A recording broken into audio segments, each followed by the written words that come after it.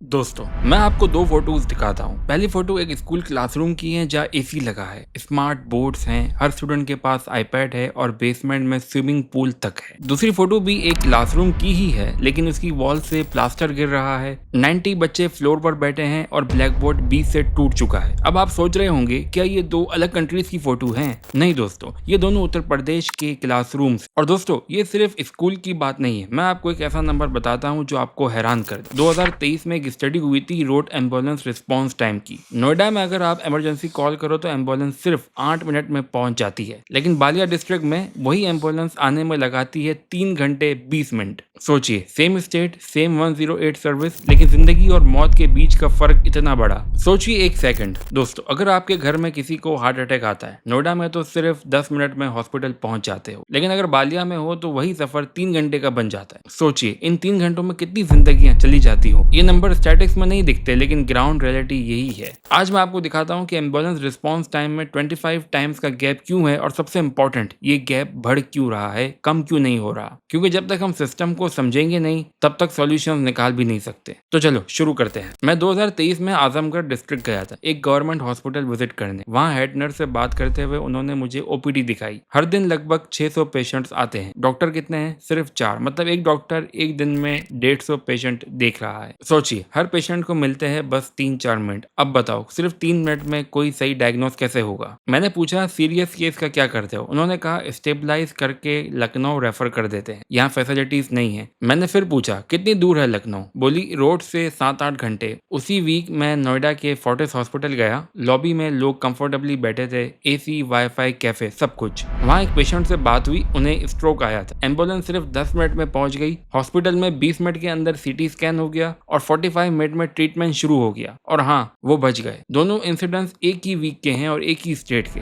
लेकिन दोनों लगते हैं जैसे दो अलग दुनियाओं के सीन हो। ये गैप नेचुरल नहीं है दोस्तों, ये सिस्टमैटिक है। और अब मैं आपको दिखाता हूँ कि ये गैप बना कैसे। उत्तर प्रदेश 24 करोड़ लोगों के साथ इंडिया का सबसे बड़ा स्टेट है, लेकिन इसे एक सिंगल स्टेट मत समझो। ये दो अलग इकोनॉमीज है एक बाउंड्री के अंदर। वेस्टर्न यूपी जहाँ नोएडा, गाजियाबाद और मेरठ जैसे शहर है, ये एक modern, industrialise, fast growing economy है। और ईस्टर्न यूपी जहाँ गोरखपुर, बालिया, आजमगढ़ जैसे डिस्ट्रिक्ट, ये बिल्कुल दूसरी कहानी है। स्लो ग्रोथ, लिमिटेड जॉब और पुरानी इंफ्रास्ट्रक्चर वाली इकोनॉमी। अब नंबर देखो, यूपी इकोनॉमिक सर्वे 2023 के हिसाब से पूरे स्टेट की 68% इंडस्ट्री सिर्फ वेस्टर्न और सेंट्रल यूपी में कंसंट्रेटेड है, जबकि ईस्टर्न यूपी जहां स्टेट की 35% पॉपुलेशन रहती है, वहां सिर्फ 12% इंडस्ट्रीज है। ये कोई कोइंसिडेंस नहीं है दोस्तों, ये एक पैटर्न है जो सालों की पॉलिसी डिसीजन और प्लानिंग से डिलिबरेटली क्रिएट हुआ है। कौन से डिसीजंस ने ये डिवाइड बनाया, चलो देखते हैं। 1850s में जब ब्रिटिश इंडिया में रेलवे लाए तो उन्होंने एक बहुत इंटरेस्टिंग डिसीजन लिया। पहली रेलवे लाइन कहाँ बनेगी, और इसके पीछे पूरी इकोनॉमिक्स थी। ब्रिटिश का लॉजिक सिंपल था, रेलवे वहां बनाओ जहां ट्रेड पोटेंशियल हो, क्योंकि जहां ट्रेड होगा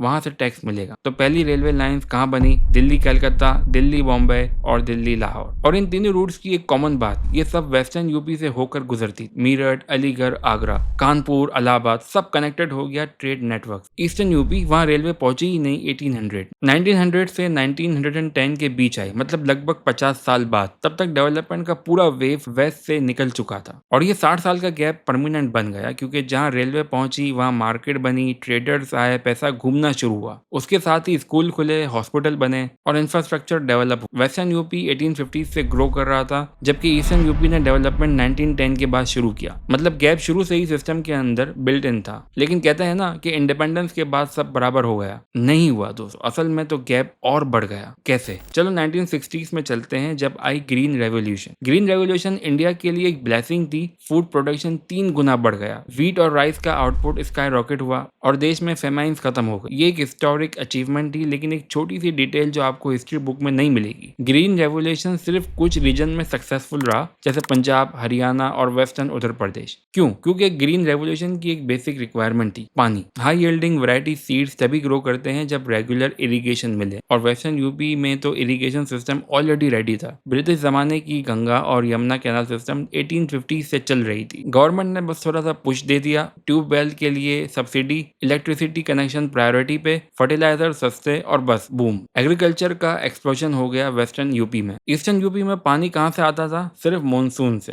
कैनाल सिस्टम वहाँ डेवलप ही नहीं थे। हाँ, रिवर तो थी, घाघरा, गंडक, सड़क, राप्ती, लेकिन इरिगेशन इंफ्रास्ट्रक्चर उनसे कनेक्टेड नहीं था। रिजल्ट, ग्रीन रेवोल्यूशन का फायदा ईस्टर्न यूपी तक पहुंच ही नहीं पाया। एग्रीकल्चर वही पुराने तरीके से होता रहा और इनकम गैप और बढ़ता गया। रिजल्ट, वेस्टर्न यूपी के फार्मर ने शुगर केन उगाना शुरू कर दिया, एक कैश क्रॉप, प्रॉफिटेबल और स्टेबल। उनकी एवरेज एनुअल इनकम 1.5 से 2 लाख रुपए तक पहुंच गई। ईस्टर्न यूपी, वहां अब भी वीट और पैडी उगते हैं, इसेंशियल फूड ग्रेन्स, लेकिन इनकम लो है, सिर्फ 60-70 हजार रुपए एनुअली, वो भी अनस्टेबल, क्योंकि पूरा सिस्टम मानसून पे डिपेंडेंट है। और जब फार्मर की इनकम ही अलग अलग है तो उनकी परचेसिंग पावर भी नेचुरली अलग हो जाती है। वेस्टर्न यूपी के फार्मर्स टीवी खरीद सकते हैं, बाइक ले सकते हैं, फ्रिज घर में आ सकता है, मतलब एक स्ट्रॉन्ग कंज्यूमर मार्केट बन गई। लेकिन ईस्टर्न यूपी में तो लोग बेसिक नेसेसिटीज के लिए भी स्ट्रगल करते हैं, इसलिए वहाँ कंज्यूमर मार्केट वीक है और इंडस्ट्री आने से पहले ही सोचती है यहाँ डिमांड ही नहीं है। अब सोचिए जरा एक कंपनी के पॉइंट ऑफ व्यू से, आप एक फैक्ट्री लगाना चाहते हो तो कहाँ लगाओगे? जहाँ कंज्यूमर मार्केट स्ट्रांग हो, डिमांड हो, परचेसिंग पावर हो, या फिर वहां लगाओगे जहाँ लोग जरूरत के लिए स्ट्रगल कर रहे हो? ऑब्वियसली स्ट्रांग मार्केट के पास। इसीलिए कंपनीज वेस्टर्न यूपी में आई, ईस्टर्न यूपी में नहीं। और जब कंपनीज नहीं आई तो जॉब्स नहीं बनी, जॉब्स नहीं बनी तो यूथ ने माइग्रेट करना शुरू किया, मुंबई, दिल्ली, गल्फ कंट्रीज तक। गोरखपुर रेलवे स्टेशन माइग्रेशन का एक परफेक्ट केस स्टडी है। ये इंडिया के टॉप 10 बिजिएस्ट रेलवे स्टेशन में आता है। लेकिन सोचो क्यों?